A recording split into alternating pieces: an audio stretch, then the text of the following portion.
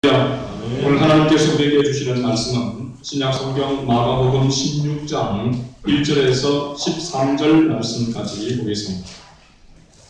신약성경 85조 마가복음 16장 1절에서 13절 말씀까지 제가 한 절 읽고 여러분들 한 절 읽고 교독하도록 하겠습니다. 16장 1절을 제가 먼저 읽습니다. 안식일이 지나매 막달라 마리아와 야고보의 어머니 마리아와 또 살로메가 가서 예수께 바르기 위하여 향품을 사다 두었다가 안식구 첫날 매우 일찍이 해에 돋을 때에 그 무덤으로 가며 서로 말하되 누가 우리를 위하여 무덤 문에서 돌을 불러주리요 하더니 무덤으로 벌써 물이 불어져 있는데 그 돌이 심히 크더라. 무덤에 들어가서 흰옷을 입은 한 청년이 우편에 앉은 것을 보고 놀라매 청년이 이르되 놀라지 말라. 너희가 십자가에 못 박히신 나사렛 예수를 찾는구나. 그가 살아나셨고 너희 계시지 아니하니라. 보라, 그를 두었던 곳이니라. 가서 그의 제자들과 베드로에게 이르기를 예수께서 너희보다 먼저 갈릴리로 가시나니 전에 너희에게 말씀하신 대로 너희가 거기서 배우리라 하라 하는지라. 여자들이 몹시 놀라 떨며 나와 무덤에서 도망하고 무서워하여 아무에게 아무 말도 하지 못하더라. 예수께서 안식 후 첫날 이른 아침에 살아나신 후 전에 일곱 귀신을 쫓아내어 주신 막달라 마리아에게 먼저 보이시니 마리아가 가서 예수와 함께하던 사람들이 슬퍼하며 울고 있는 중에 이 일을 알리니 그들은 예수께서 살아나셨다는 것과 마리아에게 보이셨다는 것을 듣고도 믿지 아니하니라. 그 후에 그들 중 두 사람이 걸어서 시골로 갈 때에 예수께서 다른 모양으로 그들에게 나타나시 13절은 같이 있습니다. 두 사람이 가서 남은 제자들에게 알리었으되 역시 믿지 아니하니라. 아멘. 할렐루야. 우리 사람과 인사합시다. 잘 오셨습니다. 오늘 제목이 부활신앙으로 일어나라라고 하는 그러한 제목입니다. 그래서 오늘 예수님께서 사망권세를 깨뜨리시고 죽음을 이기시고 다시 살아나신 부활을 기념하는 부활주일입니다. 이 부활주일에 참여한 저와 여러분들에게 부활신앙으로 다시 일어나는 그러한 은총이 임하기를 다시 한번 주의 이름으로 축복합니다. 지난 2014년 우리 4월 16일 지난 4월 16일 오전 9시경 전남 진도군 조도면 명풍도 북쪽 3km 앞바다에 일어난 세월호 침몰 사고로 인해서 온 나라가 또 온 세계가 비탄과 슬픔에 빠져 있습니다. 이 사고를 보면서 우리가 통탄하게 되어지는 모습은 우리 정부의 이 위기 관리 능력에 대한 무능함과 또 그 안일함, 또 선장과 승무원들의 그 무책임한 행동과 태도로 인하여서 더 통탄하지 않을 수가 없습니다. 그렇지만 그리스도인으로 우리가 한 가지 더 통탄해야 될 그러한 것이 있습니다. 그것은 그 많은 지금 실종된 자들, 거의 기적을 바라고 있지만은 모두가 다 살아있을 것이라고 생각하기에 너무나도 힘든 그런 상황 가운데 있습니다. 대형 참사 가운데 많은 특별히 학생들이 이 일에 있습니다. 이러한 모습 가운데서 볼 때에 그 가운데 그 많은 아이들 가운데 많은 사람들 가운데 예수를 믿지 않는 사람들이 많이 있다라고 하는 사실입니다. 이 모습을 보면서 우리는 예수 믿는 우리는 더 통탄해야 될 그러한 마음가짐이 되어야 될 줄로 믿습니다. 그들의 죽음에 대한 책임, 그들의 어떻게 보면 구원받지 못한 것에 대한 책임이 바로 오늘 우리에게 있기 때문입니다. 우리가 그들에게 복음을 전하지 못하고 그들에게 생명의 복음 예수 그리스도, 부활하신 예수 그리스도를 전하지 못한 그러한 우리의 책임이 있다라고 하는 사실을 우리 그리스도인들은 또한 생각해야 될 줄로 믿습니다. 비록 어린 나이지만 또 부모보다 앞서 하늘나라로 가는 그런 많은 아이들이 있습니다만 그 가운데 예수 믿는 학생들은, 예수 믿는 아이들은 그래도 부활의 소망이 있기에 하나님의 위로가 함께 하실 줄로 믿습니다. 그러기에 올해 이 부활절은 더더욱 우리에게 신앙의 소중함과 또 복음 전파의 가치를 깊이 깨닫게 해주는 줄로 믿습니다. 오늘 모든 불신과 슬픔 또 아픔과 절망을 깨뜨리고 부활의 신앙으로 다시 일어나는 저와 여러분 또 이 민족이 될 수 있기를 다시 한번 주의 이름으로 축복합니다. 아멘. 여러분 오늘 이 시간 우리는 말씀을 통하여서 부활하신 주님을 깊이 만나는 그런 은혜가 또 이미 만난 자는 은혜 위에 은혜가 있기를 바랍니다. 오늘 사망권세를 깨뜨리고 부활하신 우리 예수님은 부활 신앙을 가진 우리 그리스도인들이 이 땅을 살아가면서 어떠한 삶을 살아가야 하는지 주님이 부활하신 주님께서 원하시는 삶이 무엇인지를 말씀을 통해서 살펴보고자 합니다. 첫 번째는 부활 신앙으로 죽음을 정복하고 일어나기를 주님이 원하신다는 사실입니다. 죽음을 정복하고 절망 가운데 낙심 가운데 아무런 소망이 없는 그 가운데에서 그것을 깨치고 소망으로 다시 일어나라고 말씀하고 있다는 사실입니다. 오늘 10절 말씀 우리가 16장 10절 말씀을 다시 한 번 더 같이 읽어봅니다. 마리아가 가서 예수와 함께 하던 사람들이 슬퍼하며 울고 있는 중에 이 일을 알림해 예수님의 죽음으로 예수님과 함께 하던 사람들이 지금 슬퍼하며 울고 있었다라고 이렇게 이야기하고 있습니다. 예수님의 죽음으로 모든 것이 끝났다고 생각했기 때문입니다. 예수님의 시체는 돌무덤 속에 갇혀 있을 것으로 생각했습니다. 그래서 여인들은 주일 새벽 향품을 가지고 무덤으로 갔습니다. 제자들은 집에 모여 슬퍼했습니다. 여인들이 찾아간 그 무덤은 텅 비어있는 빈 무덤이었습니다. 시체가 없었습니다. 시체를 찾는 여인들에게 하나님은 천사를 통하여 무엇이라고 말씀하고 있는가? 6절에 보게 되어지면 중간 부분에 보면 그가 살아나셨고 여기 계시지 아니하니라.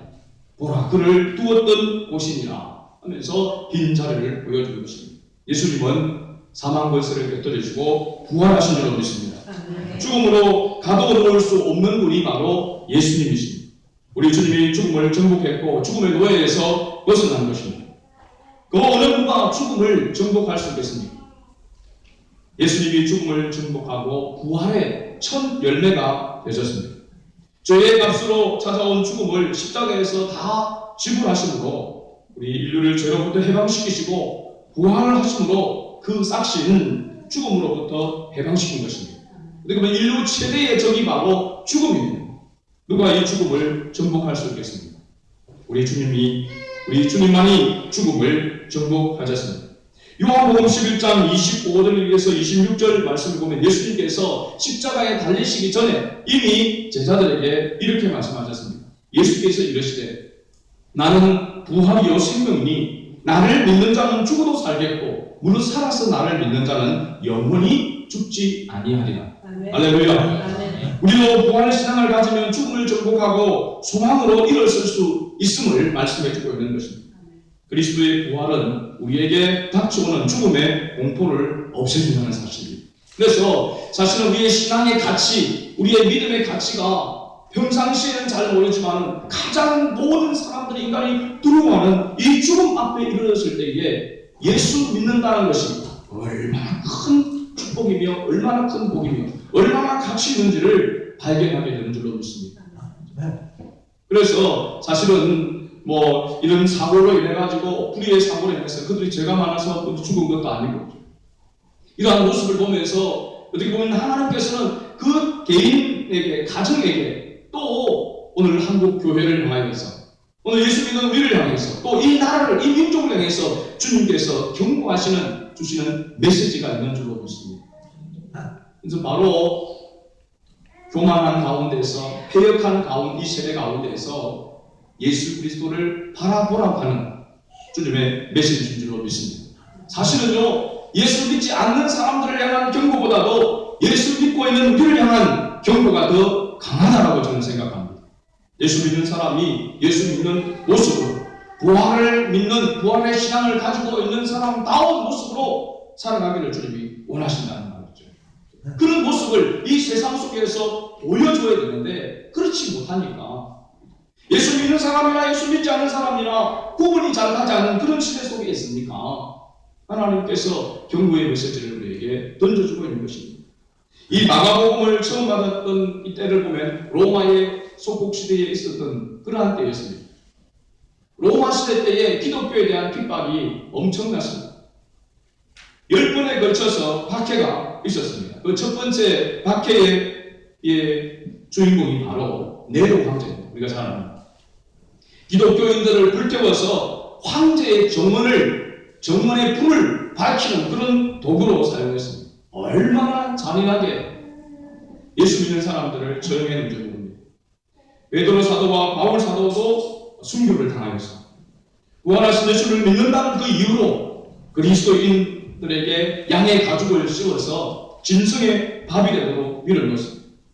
부활을 믿는 신앙을 가진 사람들은 죽음을 두려워하지 않고 오히려 한데 뭉쳐서 찬송하고 기도하면서 주님을 위해서, 예수 그리스도를 위해서 죽는 것을 영광으로 생각했다는 사실입니다. 말할 수 없는 그런 고통, 사람들을 산채로 태우고 십자가에 못 박아놓고 그 밑에다가 장작을 놓고 거기에 불을 지펴서 태워 죽이는, 그러면서 그들이 그 예수 믿는 사람들 향해서 이렇게 조롱했다고 합니다. 너희들이 세상의 빛이냐, 더 빛나게 해주려. 죽음의 공포 앞에서 그리스도인은 황제 순교를 거부하고 집을 빼앗기고 가족과 일을 하고 유리하다가 붙들려서 이렇게 화형을 당한 것입니다. 그럼에도 불구하고 이 죽음의 자리에 있는 것에 대한 그들이 죽음에 대한 그런 가운데 있음에도 불구하고 주님을 위해서 죽을 수 있다고 하는 그러한 그 영광스러운 가운데 있었다고 하는 사실입니다. 왜냐? 다 죽는 것으로 끝이 아니라 다시 살아날 것이라고 하는 부활에 대한 신앙을 가지고 있었기 때문입니다. 나는 부활이요 생명이니 나를 믿는 자는 죽어도 살겠고 무릇 살아서 나를 믿는 자는 영원히 죽지 아니하리라. 이 말씀을 믿었기 때문입니다. 수많은 그리스도인들이 부활을 믿고 증거하다가 화형을 당하고 십자가에 달리고 짐승에게 찢겨 죽었습니다. 고린도후서 15장 16절에서 19절에 사도 바울은 이렇게 말씀하고 있습니다. 만일 죽은 자가 다시 살아나는 일이 없으면 그리스도도 다시 살아나신 일이 없었을 터이요 그리스도께서 다시 살아나신 일이 없으면 너희 믿음도 헛되고 너희가 여전히 죄 가운데 있을 것이요 또한 그리스도 안에서 잠자는 자도 망하였으니 만일 그리스도 안에서 우리가 바라는 것이 다만 이 세상의 삶뿐이면 모든 사람 가운데 우리가 더욱 불쌍한 자이라. 다시 말하면 뭡니까? 다시 사는 부활의 소망이 없다면 이 세상의 부활의 신앙을 믿고 신앙생활하는 우리가 가장 불쌍한 자라고 이야기하고 있습니다. 그렇지 않아요? 없는 것을 있는 것처럼 생각하고 그것을 바라보고 그것 때문에 절제하고 그것 때문에 자기의 삶을 포기한 그러한 사람은 얼마나 불쌍한 자이겠습니까? 로마서 8장 11절에는 그러나 이렇게 말씀하고 있습니다. 예수를 죽은 자 가운데서 살리신 이의 영이 너희 안에 거하시면 그리스도 예수를 죽은 자 가운데서 살리신 이가 너희 안에 거하시는 그의 영으로 말미암아 너희 죽은 몸도 살리시리라. 할렐루야. 예수님은 부활이요 생명입니다. 그러기에 우리는 부활신앙으로 다시 일어나야 한다는 사실입니다. 예수 믿는 사람은 절망의 자리에 머물러 있을 수가 없는 것입니다. 주님을 바라보기만 하면 눈앞에 보여지는 사고나 눈앞에 보여지는 상황과 형편을 바라보면 절망할 수밖에 없는 그런 가운데 있지만 그 가운데서 주님을 바라보게 되어지면 예수 그리스도를 바라보면 그 속에 소망으로 다시 일어나게 되어진다고 말씀하고 있는 것입니다. 우리가 지금 세월호 침몰 사고로 인해서 고통당하고 있는 그 유가족들, 그들을 위해서 우리가 진정한 위로를 줄 수 있고 그들을 위해서 우리가 기도할 수 있다면 예수 그리스도를 통하여서 부활의 신앙을 가지고 다시 일어날 수 있도록 하나님의 긍휼을 구하는 기도를 하나님 앞에 올려드리는 것이 그들을 위해서 진정으로 도우는 손길인 줄로 믿습니다. 물론 기도만 하고 앉아있는 것이 우리의 책임은 아닐 것입니다. 우리가 할 수 있다면 뭔가라도 조그마한 것이라도 이 일에 동참할 수 있는 그런 모습이 되어야 될 줄로 믿습니다. 성경에도 배가 고픈 사람에게 먹을 것을 주지 않냐고 평안해라, 맛있는 거 먹으면 기분 좋아진다 이런 말만 하고 아무것도 먹을 것을 주지 않는 것은 잘못이라고 했습니다. 뭐라도 먹을 수 있는 것을 주면서 도와줘야 된다는 사실입니다. 그래서 오늘 광고에도 나와 있지만 이 다음 주에는 이 세월호 침몰 사고 유가족을 위한 모금을 우리 교회에서 가지고 갑니다. 작은 정성이나 모아서 우리도 그 고통 가운데 있는 자들과 함께 하고자 하는 그런 마음을 가지고 가는 것입니다. 우리 여러분들이 기도하면서 함께 동참해 주시기를 바랍니다. 예수 믿는 사람들, 그 가운데서 특히 예수 믿는 사람들, 경기도 지역이니까 예수 믿는 사람들도 많을 것이라고 생각합니다. 그들에게 정말 절망적이고 뭔가 다른 것으로 위로할 수 있는 것이 없지만 예수님을 바라보면서 다시 소망 중에 일어나기를 기도해야 될 줄로 믿습니다. 두 번째, 부활하신 예수님께서 오늘 부활신앙을 가지고 있는 우리에게 원하시는 것은 이 부활신앙으로 불신앙을 버리고 믿음으로 일어나기를 원하신다는 사실입니다. 오늘 성경에 나오는 막달라 마리아, 야고보의 어머니 마리아, 살로메가 왜 향품을 가지고 예수님의 무덤을 찾아갔습니다. 죽은 시체의 발을 향품을 가지고 예수님의 무덤을 찾아갔습니다. 예수님이 다시 살아나실 것이라고 한다면 향품을 가져갈 이유가 없지 않겠습니까? 부활의 이 믿음을 가지고 있지 않았다는 점입니다.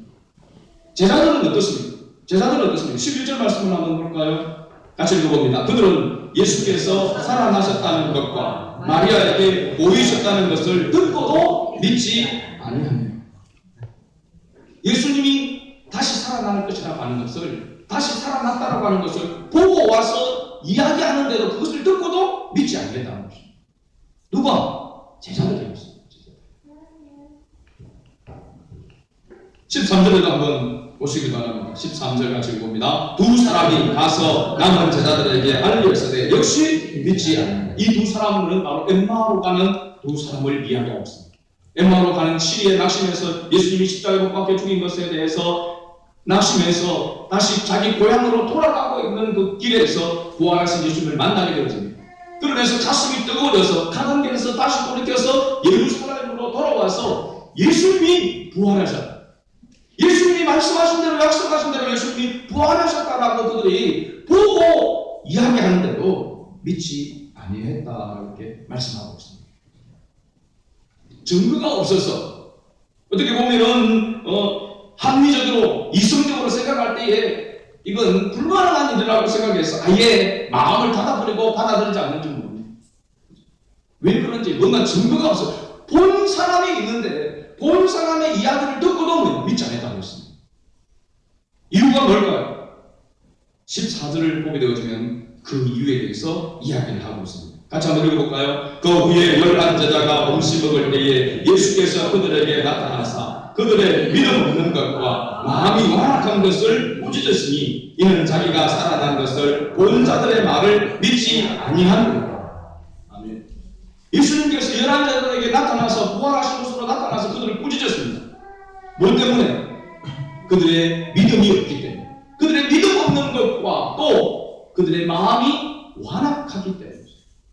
마음이 완악하다라고 하는 이 말은요, 다른 사람들의 생각을 받아들이지 않는 아주 강박함을 이야기하고 있습니다. 마음의 문을 딱 닫아놓고 절대로 열지 않는 그런 모습을 이야기하고 있는 것이죠. 여러분, 여기서 믿음이 없다라고 하는 것이 무엇이겠습니까? 제자들이 왜 믿음이 없었겠습니까? 제자들이 예수님과 함께 3년을 동고동락하며 다녔던 사람들 아닙니까? 엄청난 기적을 보았습니다. 사람이 할 수 없는 그런 기적들을, 죽은 나사로를 살리시기도 하셨고, 병든 안전병이를 이렇게 세우시기도 하셨고, 엄청난 기적의 그 현장에서 있었단 말이죠. 그런데도 불구하고 제자들이 믿음이 없다고 했습니다. 마음이 완악하기 때문이라고 이야기를 하고 있습니다. 무엇에 대한 믿음일까요? 하나님의 말씀, 주님의 약속의 말씀에 대한 믿음이 없었다는 것입니다. 우리가 교회를 다니는 사람들이 말씀에 대한 확신이 없으면, 말씀에 대한 믿음이 없으면 그야말로 종교인으로 끝나는 것입니다. 뭔가 생활 속에서 체험하기도 하고 뭔가를 가지고 있지만 결정적으로 확신을 가지지 못하는 그 이유가 뭐냐면 말씀에 대한 확신이 없기 때문에 그렇습니다. 여러분, 우리의 믿음의 근거가 어디에 있습니까? 내가 꿈을 꿨는데, 그리고 내가 기도하고 빌었는데, 하나님을 기도했는데 그대로 되어졌다. 하나님이 살아계신다. 하나님 나의 기도를 들어주신다. 여러분, 이것이 확신입니까? 그러면은 기도를 들어주지 않으면 어떻게 됩니까? 아이고, 하나님이 또 없는 모양이다. 그렇게 생각합니다. 하나님의 살아계심과 하나님에 대한 믿음의 근거는 어디에 있는 것입니까?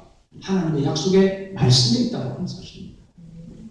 하나님의 약속, 하나님의 말씀을 믿는 신앙이 참된 신앙이라고 하는 사실입니다. 제자들은 예수님을 따라다녔지만 예수님의 말씀에 대한 확신을 가지고 있지 못했습니다. 예수님께서는 이미 예수님이 십자가에 못 박히기 전에, 훨씬 전에 제자들에게 내가 사람들의 손에 죽게 되어지고 난 다음에 다시 살아나셔서 갈릴리로 갈 것이다.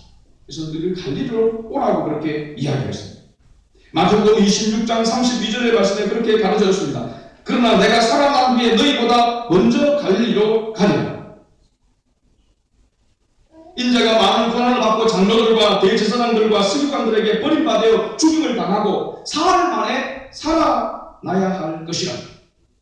예수님께서 이렇게 약속을 하셨고 말씀하는데 이 말씀을 뭐하지 않았다? 믿지 않았다는 것입니다. 그냥 눈에 보이는 것만 믿고 말씀에 대한 확신을 가져. 예수님께서 왜 기적을 베풀어 주셨겠습니까? 예수님께서 왜 사람이 할 수 없는, 하나님만이 하실 수 있는 그런 기적을 나타내 주셨을까요? 인기를 위해서. 그런데 예수님이 기적을 베풀 때 많은 사람들이 예수님을 따를 때 예수님은 그 자리를 피했다고 했습니다. 인기를 위한 것이라면 더 사람들 앞에서 그저 오랫동안 머물면서 그 인기를 누려야 되는데 예수님은 그런 자를 피했다고 했습니다. 인기를 위한 것이 아니었습니다. 무엇 때문입니까? 이런 기적을 행하는 사람이 메시아다라고 하는, 그래서 메시아의 말을 믿으라고 하는 것입니다. 하나님의 말씀을 믿도록 하기 위해서 기적을 베풀어 주신 것입니다. 그런데 많은 사람들이 신앙생활을 하면서 말씀 자체를 믿으려고 하지 아니하고 자꾸 기적을 쫓아가려고 한다는 것입니다. 더 큰 기적, 더 쇼킹한 것을 더 경험해야 내가 믿을 것 같다. 지금까지 많은 증거들을 보여주었는데도 그래도 더 확신. 그것은 바로 불신앙의 모습이라고 하는 사실입니다. 예수님께서 다시 살아난 이 부분에 대해서 많은 사람들은 이 부활에 대한 신앙을 믿지 못하고 이것이 신화적인 그런 사건이다 라고 그렇게 이야기합니다. 과학적 법칙에 맞지 아니하고 이승고 합리적인 그런 논리에 맞지 않는다고 이렇게 이야기합니다. 그래서 합리주의자들은 그리스도는 부활한 것이 아니라 일시적으로 기절을 했을 뿐이며 장사한 후에 정신이 되돌아와서 다시 살아났다고 이것을 기절설이라 이렇게 이야기합니다. 기절설. 마리아가 어두운 새벽에 잘못 찾아가서 빈 무덤을 보고 주님이 부활한 것을 오해했다. 빈 무덤설도 있습니다. 제자들이 시체를 훔쳐서 옮겨놓고 부활했다고 거짓을 퍼뜨렸다. 도난설. 부활이 없었는데 돌아가시던 죄송한 뉘우침에 부활을 말하신 것을 굳게 믿고 심히 피곤하여 머릿속에 그 생각을 그리다가 마침내 환상을 보고서 이것을 실제에 대한 퍼뜨렸다. 환상설. 바벨론 신화 또 동방신화에 나오는 부활설을 예수님께 적용했다는 바로 신화설을 이야기하고 있습니다. 둘째는 신앙 고백에 불과하다라고 하는 것입니다. 예수님의 부활에 대한 역사적인 사실이 아니라 제자들의 신앙 고백적인 그런 작품이라고 이야기합니다. 만약에 성경에 일어난 이 역사적인 이것이 사실이라면 지금도 사람이 부활하여 살아나야 할 것이라는 것입니다. 그러니까 지금 저우르의 침몰한 가운데서 거기에 있는 사람들이 지금도 예수 믿는 사람은 뿅 하고 산을 올라와야 된다는 거죠. 그런데 왜 그렇지 않느냐는 것입니다. 여러분, 성경에 기록되어 있는 이 부활의 사건은, 예수의 부활의 사건은 단회적인 사건이라고 이야기하고 있습니다. 앞으로 우리가 그렇게 되어질 것에 대한 약속을 하고 있는 것입니다. 그리고 보면요, 부활에 대한 신앙을 믿지 않는 것은 무슨 증거가 부족해서, 합리적으로 이성적으로 뭐가 맞지 않아서 안 믿는 것이 아니라 믿음이 없기 때문에, 마음이 완악하기 때문에, 다시 말하면 교만하기 때문에, 예수님을 믿지 않기로 작정했기 때문에 말씀이 믿어지지 않는다는 것입니다. 그러니까 우리가 사실은 믿어진다라고 하는 사실, 예수님이 나를 위해서 십자가에 죽으시고 다시 살아나셨고 또 우리를 위해서 재림의 주로 다시 오실 것이라고 하는 이 믿음을 가진다고 하는 것은요, 하나님의 은혜가 아니고서는 불가능한 것입니다. 근데 하나님은 어떤 방법을 통해서 이런 믿음을 가지도록 만드는가? 로마서 10장 17절 말씀이죠. 그러므로 믿음은 들음에서 납니다. 들음은 그리스도의 말씀으로 말미암습니다. 할렐루야. 하나님의 말씀, 주님의 말씀을 들을 때에, 예수님의 말씀을 들을 때에 뭐가 생긴다고요? 믿음을 하나님께서 선물로 주신다고 말씀하고 있는 것이죠. 오늘 우리가 하나님의 말씀을 듣고 믿는 가운데서 부활의 신앙으로 다시 일어나는 역사가 있기를 바랍니다. 이 부활의 신앙을 가지고 있는 사람은 주님을 위해서 살아가는 것에 두려움이 없었습니다. 어떤 그러한 어려움이, 생명이 위태한 그런 가운데 있어서도 부활의 신앙 가운데 있는 사람은 그 가운데서 변개치 아니하는, 변질되지 않은 그런 믿음으로 승리하는 삶을 살았다고 하는 사실입니다. 여러분 생각해 보십시오. 이 부활에 대한 이 신앙이, 이 예수님이 다시 부활하신 것이 거짓이고 앞에서 이야기했던 뭐 기절설이나 뭐 이런 그런 모습이라고 하면은 그 이후에 부활의 신앙을 가지고 주님을 위해서 죽었던 그 사람들의 모습을 보게 되어지면, 부활의 증인들의 모습을 보게 되어지면 그 결과로 우리가 알 수가 있는 것이죠. 예수님이 사실은 목수의 아들로 태어났었죠. 목수의 아들로 태어나서 요셉의 아들로 태어나서 생활하는 가운데에서 메시아라고 이야기할 때에 좀 기적을 나타내고 기적을 베풀어도 그 가족들도 믿지 않았다고 했습니다. 정말 메시아라고 믿지는 않았다는 사실입니다. 좀 특별한 사람이, 우리 형제 중에 좀 특별한 사람이 있다, 그렇게 생각했다는 말이죠. 믿지는 않았다는 것입니다. 그리고 이 제자들도 역시 마찬가지죠. 낙심하고 예수님이 십자가에 돌아가신 그 모습을 보고 낙심해서 자기 고향으로, 자기 길로 가갔습니다. 수제자였던 베드로 역시 고기 잡으러 다시 돌아갔습니다. 고향. 그런데 예수님이 부활하신 것을 보고 난 다음에, 이 부활의 신앙을 가지고 난 다음에 어떻게 했습니까? 완전히 다른 모습이 되어졌습니다. 그렇게 겁많던 예수님이 잡혔을 때에 두려워서, 자기도 잡혀서 고통을 당하고 싶어서 계집종이 이야기하는 것에서 3번이나 나는 예수를 모른다, 나중에는 막 명세까지 하면서 저주하게 하면서 나는 절대로 예수 예자도 모른다고 거부하고 불신했던 베드로. 그런데 예수님을 믿고 나서, 이 부활의 신앙을 가지고 나서 나중에 어떻게 되었습니까? 예수님을 거꾸로, 십자가를 거꾸로 지고 순교했다는 말이에요. 나는 예수님처럼 십자가를 바로 지고 죽을 자격이 없는 사람, 예수님을 3번이나 부인했기 때문에. 그러나 예수님이 다시 살아나시고 부활하신 것을 내가 보았고 내가 믿기에 내가 순교의 제물이 되어서 죽지만 바로 십자가를 지고 내가 죽지 못하고 거꾸로 나는 십자가를 지고 죽겠다. 그래서 거꾸로 십자가를 지고 죽었다고 이야기합니다. 예수님께서 부활하신 후에 제자들에게뿐, 막달라 마리아에게뿐만 아니라 부활하셔서 무려 11번이나 나타나셨고, 한 사람 한 사람에게 나타난 것이 아니라 때로는 500명 사람들이 모여있는 곳에서 일시에 나타나셔서 보여주었습니다. 이 부활의 목격자가 되어지고 이 부활의 증인이 되어진 사람들은 그때부터 시작해서 죽음을 무서워하지 않는, 죽음을 두려워하지 아니하고, 그 심각한 박해가 있음에도 불구하고 그것을 두려워하지 아니하고 복음을 전하는, 복음을 위해서 순교할 수 있었던 것입니다. 여러분, 신약의 가장 위대한 인물이라고 할 수 있는 사도 바울, 율법에 철두철미하게 율법주의자였고 그 문화, 가장 전통에 있는 그 문화에서 교육을 받은 최고의 엘리트라고 할 수 있는 이 사도 바울이 예수 믿는 사람들을 잡아 죽이는 일에 앞장서서, 그렇죠? 다메섹으로, 근데 그 다메섹의 배당에 사람들이, 예수 믿는 사람들이 모인다는 소식을 듣고 제사장, 대제사장에게 허락을 받아서 공문을 가지고 잡으러 갈 때에 다메섹 길에서 부활하신 예수님을 만나게 되었습니다. 사울아, 사울아, 주여 누시나이까? 나는 네가 핍박하는 예수다. 부활하신 예수님을 보고 난 다음에 사도 바울은 완전히 딴 사람이 되어졌습니다. 바뀌어졌습니다. 그 다음부터 예수님의 복음을 전가하는 사람이 되어졌습니다. 그래서 신약 성경에 13권을 사도 바울이 기록한 것이 아닙니다. 어떻게 보면 예수님 살아계셔서 활동한 것보다 더 많은 활동을 했던 사도가 바로 바울이었습니다. 왜 이렇게 될 수 있었습니까? 부활의 신앙이 절망과 낙심 가운데 있는 것에서 다시 일어나도록 만드는 능력이 있었기 때문이라고 하는 사실입니다. 오늘 저와 여러분도 우리가 이 부활의 신앙을 늘 가지고 이 부활의 신앙 가운데 깨어있다면 우리의 삶 속에 어떤 어려움이 오고 어떤 절망적인 그런 일들이 닥쳐온다 할지라도 절대로 낙심하지 않으며 하나님의 약속의 말씀을 굳게 믿고 다시 일어나는 그런 역사가 나타나게 될 줄로 믿습니다. 세 번째, 부활 신앙으로 두려움을 이기고 부활의 증인으로 일어나기를 부활하신 주님께서는 원하신다는 사실입니다. 예수님의 부활을 목격한 첫 번째 사람은 누구이겠습니까?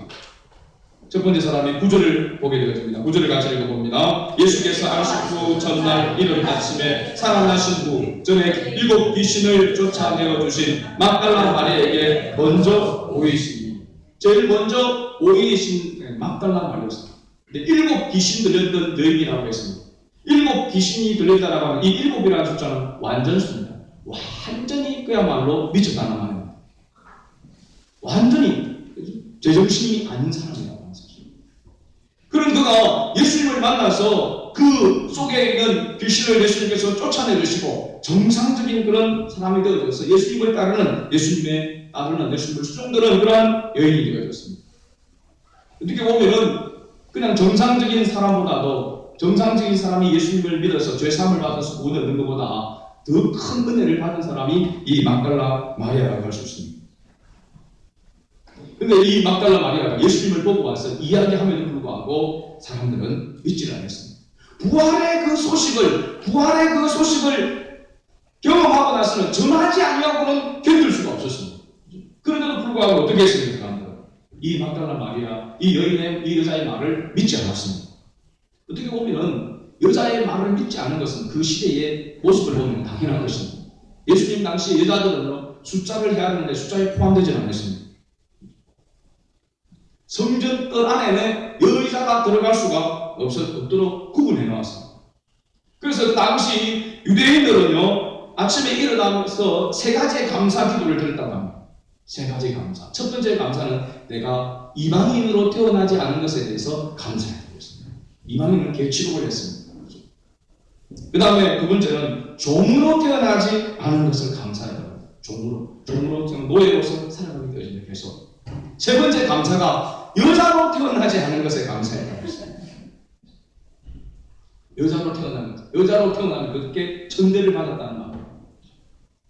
유대인들이 그런 모습 가운데 있습니다. 그러나 예수님이 오셔서 예수님은 천대받는, 멸시받는 사람들을 먼저 예수님이 찾아가셨고 먼저 그들을 만나주신 것을 믿으시기 바랍니다. 그래서 예수님이 오심으로 여자들이 자유함을 얻게 된 것입니다. 할렐루야. 그러니까 귀고리하고 다니면 안 됩니다. 귀고리는 나는 종이라고 하는 그런 것이라고 하잖아요. 그렇죠? 그건 농담이고요. 종들은 원래 나는 주인의 영원한 종이라면 못을 이게 박아가지고 문을 뚫어서 귀고리를 이렇게 했다고 합니다. 성경이 그렇게 나오고 있습니다. 어쨌든 이 막달라 마리아, 천대받는 이 마리아가 복음을 전하는데도 불구하고 소식을 전하는데도 믿지 않았다고 하는 사실입니다. 근데 실제로 성경에 보면요, 여인들이 훨씬 더 큰 일들을 했던 것을 우리가 보게 됩니다. 이스라엘의 왕을 세우는 그 가운데서 가장 훌륭하게 쓰임받던 사무엘의 어머니가 누굽니까? 한나. 아이를 갖지 못한 가운데서 괴로워하고 고통당한 가운데 있다가 하나님 은혜로 기도하는 가운데서 하나님께서 아이를 가지도록 허락해 주시고 그 기도로 인해서 태어난 아들이 바로 위대한 선지자 사무엘이었습니다. 에스더를 봅니다. 나라가 위기에 처해 있을 때에 왕비가 되어졌던 그 왕비로서 내가 죽으면 죽으리라. 일사가구의 그 신앙을 가지고 나아가서 민족을 구원하는 그런 역사의 주인공으로서 임받은 사람이 바로 여자였다고 하는 사실입니다. 오늘 남자들이 뛰어나고 남자들이 큰 일을 한다고 이야기하고 있지만은 요즘 남자들은 또도 아닙니다. 다 여자들에 의해서 좌우되어집니다. 요즘은 시댁도 가고 싶어도 여자의 허락을 맡아야 가고 싶을까요?